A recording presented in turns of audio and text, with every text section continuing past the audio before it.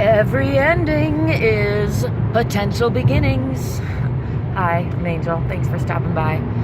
Oh, I'm fighting off the urge to be sad. The urge, I don't know, the bad habit of being sad over endings and transitions. And so I'm just reminding myself and reminding you and kind of reflecting on how there's always new potential in every ending. There's always new potential in, in the extension of things too. And I guess that's why what makes us sad about endings is that closes a lot of potential in some regards. But my point is that for whatever potential is closed on the one hand, there's new other potential opening on the other hand. And I do think that this life is really just full of limitless potential for us to choose to get ready for, basically. And I think I know for myself, I tend to get stuck in old stories. Still, I've been working on it a long while, and still routinely, daily struggling with negative thinking, struggling with my old stories, my limiting beliefs. And yet, even though I'm still struggling, I do see progress, and I do see opportunity in that for us all to I see how the vulnerability in that helps bring us together. I see how my own imperfections help make me less critical of others, and vice versa. Other people's imperfections or flaws or my perception thereof, my judgment of others helps me forgive myself, and my forgiveness of myself helps me forgive others. And that is at least one opportunity that lies in change, in endings, in transitions. And I think I like the word transition better because that kind of gets more at what I'm trying to talk about.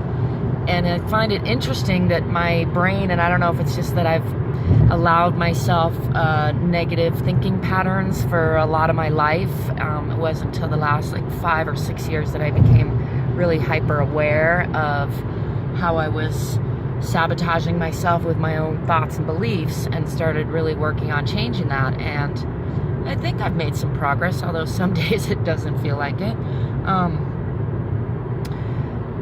But where I know I have made progress, at least, which is a flag word for me anytime I say at least, let me rephrase that.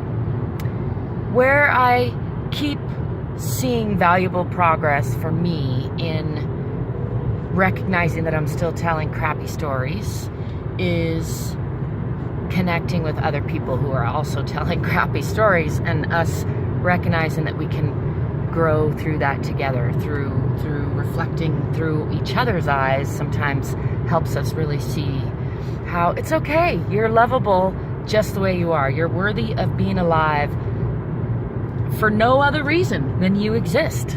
And everything else is just kind of, hey, up to us to choose to, how you spend that life from the point of birth to the point of death is up to each of us. I think some parts of it are up to us, some parts of it aren't.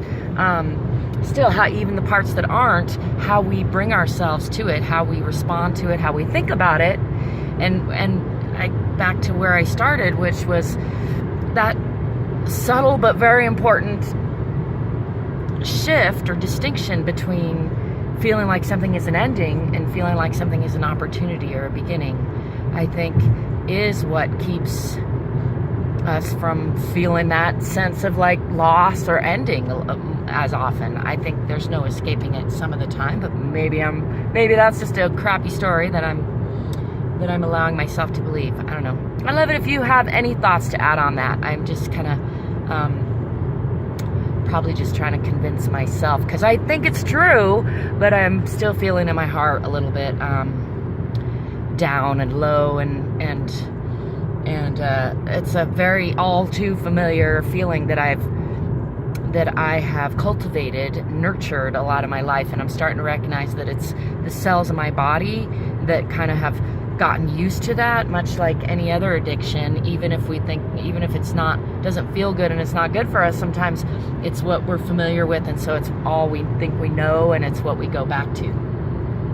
And I'm recognizing that my tendency to think of a transition as an ending and a loss instead of as an opportunity and a beginning is a habit that does not serve me very well. So I'm working on shifting that. I do believe that there's always love trying to emerge, and always in life. Life loves love, and so to wallow in self-pity or self-doubt or self-criticism doesn't really serve any of us very well, or at all, most of the time. Perhaps a tiny little speck of it now and then can do us some good. And I do think on some level, everything is perfect. It must be. And so I was thinking about how dishonesty tends to slow down progress and evolution. And then I was thinking, well, probably there's a reason. Probably maybe it needs to go the pace that it's going, you know? I mean, I think it is what it is. So it must be just right.